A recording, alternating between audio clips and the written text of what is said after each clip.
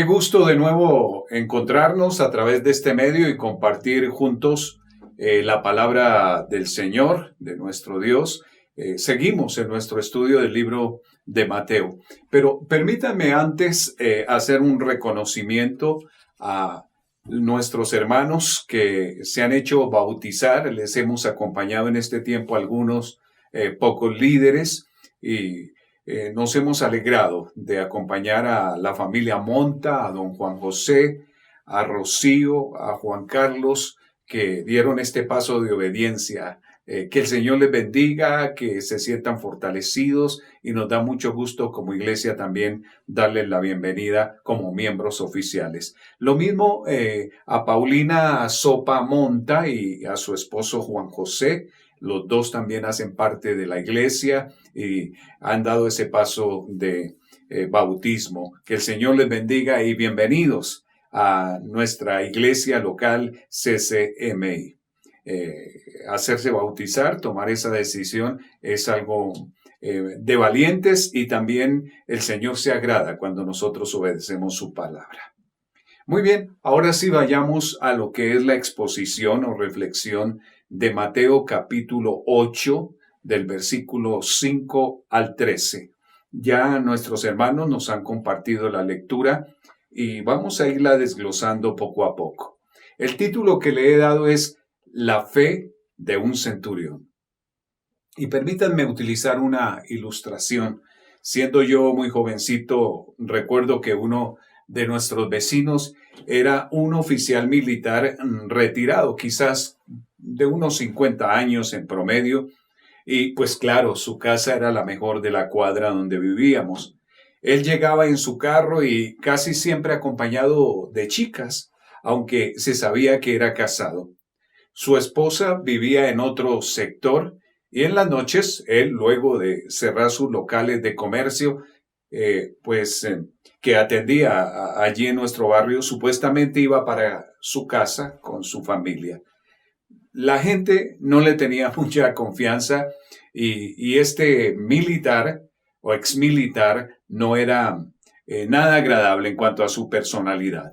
Era una persona muy tirana. Por eso nadie le tenía confianza. Pasó el tiempo y un día aquel hombre empezó a cambiar su forma de vida. Ya no se le veía con mujeres, bajó el tono recio de su voz, empezó a sonreír a quienes pasaban cerca de él y se le veía últimamente sentado en las tardes en una silla cerca de la puerta de su negocio, leyendo un libro muy atentamente y derramando lágrimas de quebrantamiento. Leía la Biblia. Mi padre un día se le acercó, le habló de Jesús y este hombre se vino en llanto. Yo estaba al lado de papá, de curioso, desde luego, y recuerdo cuánto lloraba este hombre como un niño recién nacido mientras le contaba a mi padre que hacía unas semanas él había entregado su vida a Jesucristo y que era nueva persona, y a medida que descubría todo lo que había allí en la palabra, pensaba en el amor del Señor y también en cómo había vivido una vida lejos de Dios, y todo esto le quebrantaba. La fe en Jesús cambia los corazones más duros y prepotentes, aún los de los militares que tienen una disciplina recia.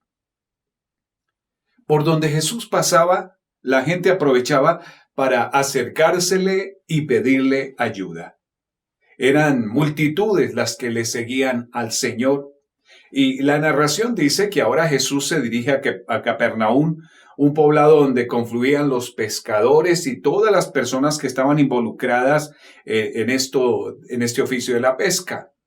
Y fue en este lugar, en Capernaum, donde el Señor desarrolló gran parte de su ministerio en los alrededores del mar de Galilea.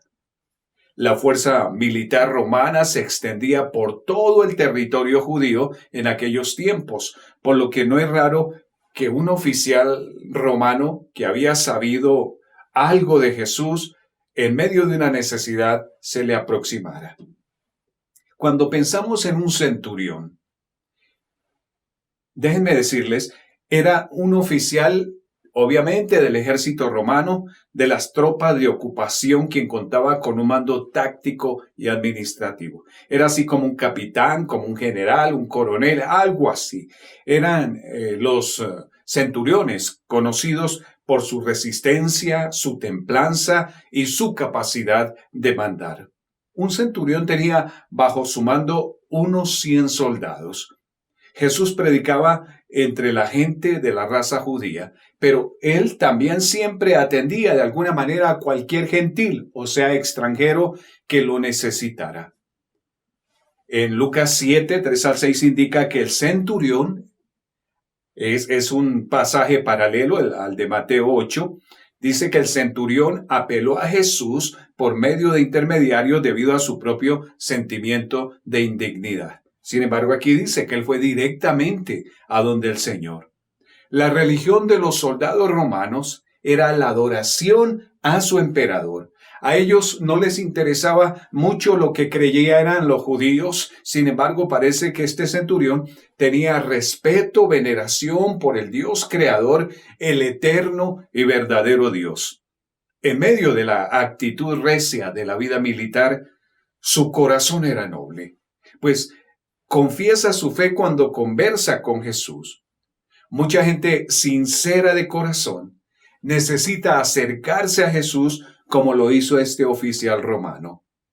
Así que llegamos hoy a uno de los milagros de Cristo y nos revela un personaje del cual podemos aprender mucho en cuanto al poder y el alcance que tiene la fe genuina. Es un centurión que pide la sanidad para su siervo. Y generalmente estos oficiales romanos procedían de una familia también romana, desde luego, muy educada, muy pudiente. En la Biblia encontramos a varios de estos centuriones, aparte de el que se le acercó esta vez a Jesús. Por ejemplo, tenemos en Mateo 27, 54, al centurión que reconoció a Jesús en la cruz como el Hijo de Dios. El que dijo verdaderamente, este era Hijo de Dios. Está Cornelio, el primer convertido gentil que fue admitido en la iglesia cristiana según Hechos 10, 22. Y está el centurión que descubrió repentinamente que Pablo era ciudadano romano y que le rescató de la furia del populacho que lo iba a linchar en Hechos 22, 26. Y así hay otros ejemplos de oficiales romanos, de centuriones en la Biblia, la palabra de Dios. Pero vamos analizando uno a uno los versículos que nos corresponden hoy. Veamos los primeros 4 versículos, versículos 5, 6, 7, 8 y quizás el 9. Dice, entrando Jesús en Capernaum, vino a él un centurión rogándole y diciendo, Señor, mi criado está postrado en casa, paralítico, gravemente enfermo, gravemente atormentado. Y Jesús le dijo, yo iré y le sanaré. Respondió el centurión y dijo, Señor, no soy digno de que entres bajo mi techo. Solamente di la palabra y mi criado sanará. Porque también yo soy hombre bajo autoridad y tengo bajo mis órdenes soldados y digo a este ve y va y al otro ven y viene y a mi siervo haz esto y lo hace. El relato inicia con este centurión que se acerca a Jesús y le ruega por su criado. Mi criado está postrado en cama, está paralizado y es atormentado. No sabemos exactamente qué era lo que tenía este siervo, pero nos llama la atención que era un siervo, un esclavo, en otras palabras. Es el término que usa Mateo. Y describe a un joven, parece que había nacido entre los esclavos que estaban en su casa, en la casa del centurión, y había tomado mucho cariño este hombre militar por este joven que le servía. Parece que al estar postrado en cama era víctima de una terrible parálisis, es lo que podemos intuir en este. Y le causaba graves dolores. En la antigüedad, recordemos que los esclavos eran vistos como objetos que le pertenecían a sus amos, ¿no? Quienes podían maltratar y hasta dar muerte sin recibir ningún castigo de parte de las autoridades. Sin embargo, aquí vemos un hombre de alto rango en la vida militar que tiene una ternura, un cariño especial por uno de sus jóvenes esclavos.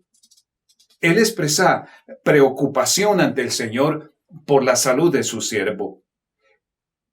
Nos muestra una actitud de gran compasión por aquellos que estaban con él trabajando.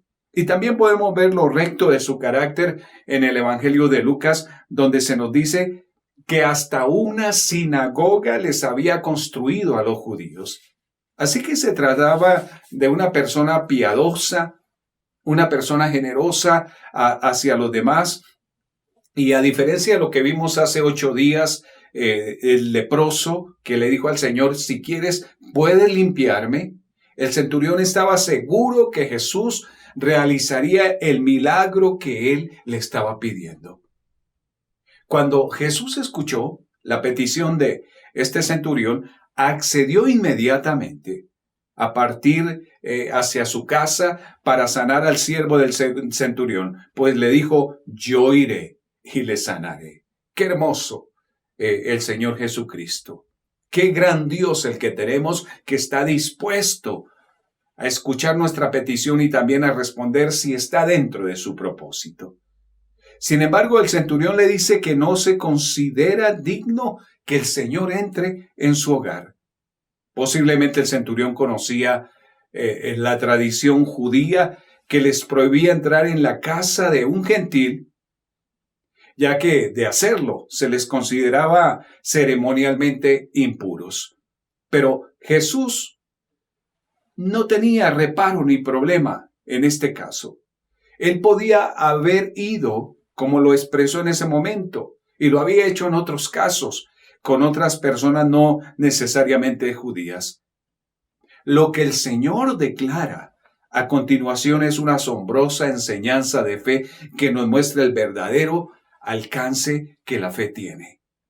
Él le dijo, solamente di la palabra, está hablando el centurión, y mi criado sanará, porque también yo soy hombre bajo autoridad, y tengo bajo mis órdenes soldados, y digo a este ve y va, y al otro ven y viene, y a mi siervo haz esto, y lo hace. Primero veamos aquí que el centurión estaba diciendo que tanto era el poder que Jesús tenía y tanta era su fe en él, que Jesús no necesitaba ir hasta su casa y tocar el enfermo para que éste sanara.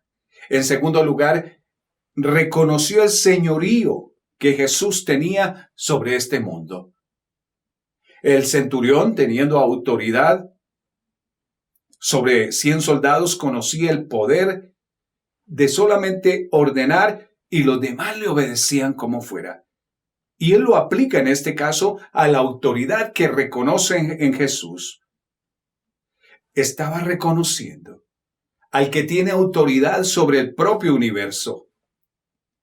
Y cualquier orden que Jesús diera se cumpliría, ya que no hay otra autoridad mayor que la de Dios, nuestro Creador. Y finalmente en sus palabras vemos el gran alcance de su fe. El centurión no estaba pidiendo un favor para sí mismo. La fe no estaba en el siervo que se encontraba paralítico allá lejos. La fe estaba en el centurión que estaba frente al Señor Jesús, que creía que la fe que él tenía en ese momento era suficiente para que Jesús sanara a su criado. Ciertamente, mis hermanos y amigos, la fe de una persona puede ser tan grande que a través de ella otras personas pueden recibir la misericordia de Dios, tal como se muestra en este relato bíblico. Por eso es que nosotros acostumbramos en nuestro tiempo de oración compartir peticiones y lo hacemos a nombre de otras personas. Pedimos por un familiar, por un vecino, por alguna persona que nos pidió que orásemos o que sabemos que anda en dificultad y necesita la oración. Eso se llama la intercesión. Y este centurión estaba haciendo eso, intercediendo para que el Dios eterno, en la persona de Jesucristo, el poderoso Salvador, le sanase. ¿Crees tú que tus problemas también podrían resolverse con una sola palabra de Jesús? Quizás digamos amén. Quizás otro diga, no tengo tanta seguridad. Pero a través de lo que pasa con este centurión, aprendemos que debemos confiar a plenitud en el Señor eterno porque tiene toda la autoridad. ¿Cómo podía el centurión ver el ejército invisible que Jesús tenía a su alrededor? Porque él utiliza la figura propia de su autoridad sobre sus soldados para traer también lo que Jesús puede hacer, que con una sola palabra que él ordenara, su hueste de ángeles obedecerían de ir a sanarle. Eso es por la fe. Y necesitamos desarrollar la fe. Necesitamos tener la fe y pedirle al Señor que nos la fortalezca y aumente. Veamos el versículo 10. Sucede algo especial. Dice, al oírlo Jesús se maravilló. Jesús maravillado de la fe de un hombre. Y dijo a los que le seguían, de cierto digo que ni aun en Israel he hallado tanta fe. Al oírlo Jesús se maravilló. ¿Se maravillará Jesucristo también cuando ve nuestra expresión de reconocimiento, de confianza en Él, de pedirle con claridad, de saber que Él con su autoridad puede respondernos? Que no nos encuentre el Señor dudando. Esta declaración fue tan sorprendente que el mismo Hijo de Dios quedó maravillado de encontrar una fe tan grande. De cierto digo que ni aún en todo Israel se ha hallado tanta fe. O he hallado tanta fe, está diciendo el Señor. Y este grado de fe no lo había visto entre el pueblo judío.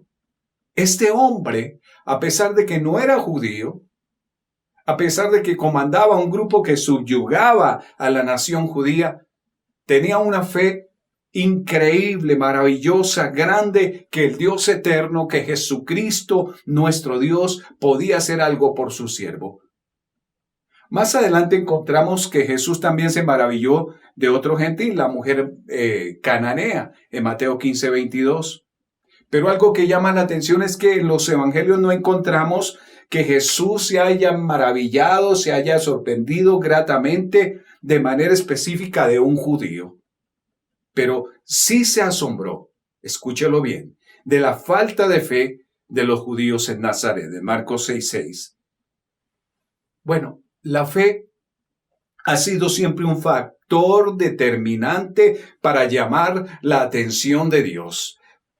En Hebreos 11:6 leemos, pero sin fe es imposible agradar a Dios, porque es necesario que el que se acerca a Dios crea que le hay, o sea que el Señor existe, y que es galardonador, que da premio a los que le buscan, o de los que le buscan. Qué importante es la fe en la vida del cristiano. ¿Fe en qué? ¿En quién? En nuestro Dios todopoderoso. Podemos ir con Él, ante Él con fe, y Él nos va a escuchar y va a responder en su divina voluntad y propósito. Sigamos leyendo versículos 11 al 13. Estamos en Mateo capítulo 8. Y os digo que vendrán muchos del oriente y del occidente, y se sentarán con Abraham e Isaac y Jacob en el reino de los cielos, mas los hijos del reino serán echados a las tinieblas de afuera. Allí será el lloro y el crujir de dientes. Entonces Jesús dijo al centurión, ve y como creíste, te sea hecho. Y su criado fue sanado en aquella misma hora. Aquí habla de los que se sentarán a la mesa. Dice que nuestro Señor hizo una reflexión en cuanto a los que reciben y los que rechazan al Señor.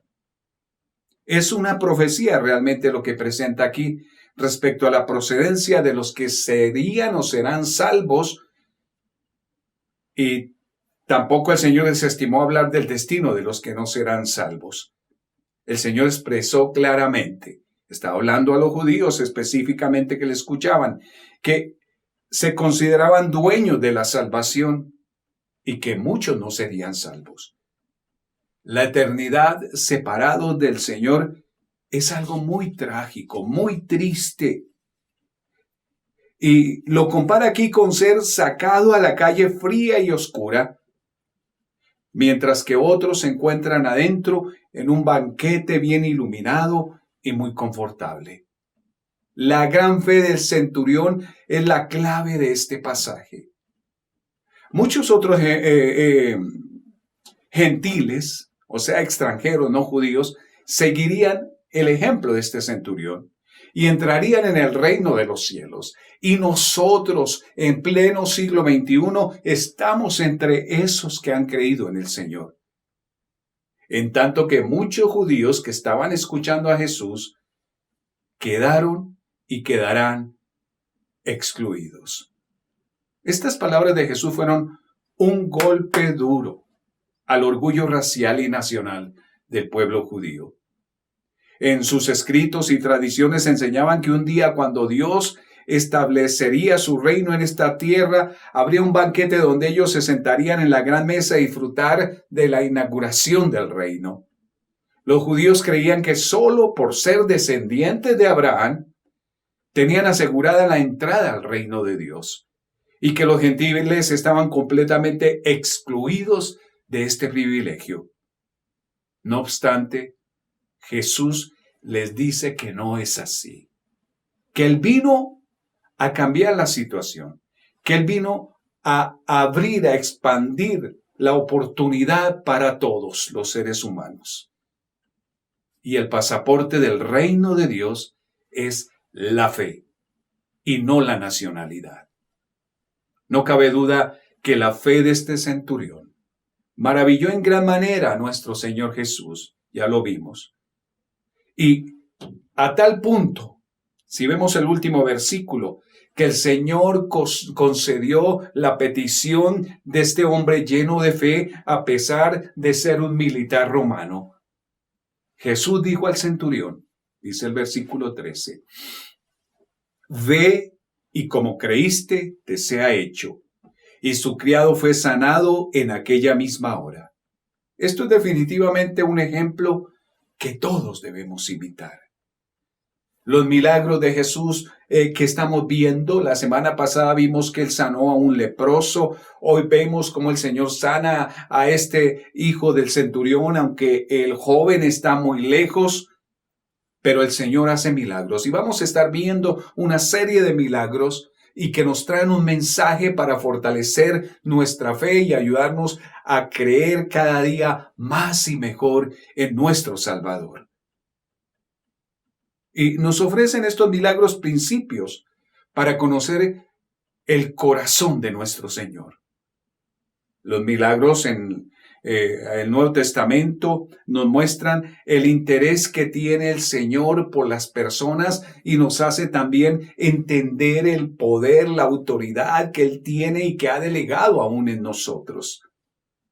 Nuestro Señor desea otorgarnos amplias bendiciones espirituales, pero mientras estamos aquí en la tierra, tenemos necesidades, ¿cierto?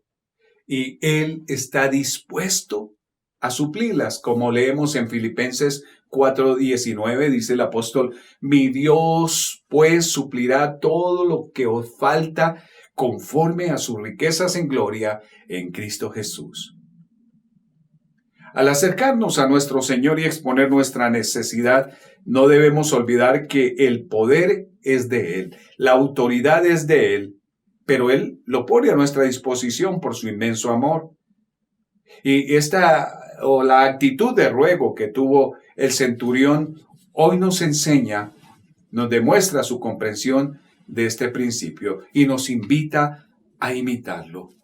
La autoridad de nuestro Señor sobre la enfermedad faculta para expresar con total propiedad que Él realiza los milagros, que Él responde como quiere. El versículo 7 vemos que Él dijo, yo iré y le sanaré. El Señor siempre quiere hacerlo. A veces lo que no lo recibimos porque nosotros mismos tenemos algo que impide que la respuesta del Señor se dé.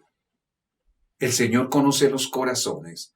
Ante Él no podemos escondernos, pero Él ante la fe se mueve en su poder y su misericordia divinos.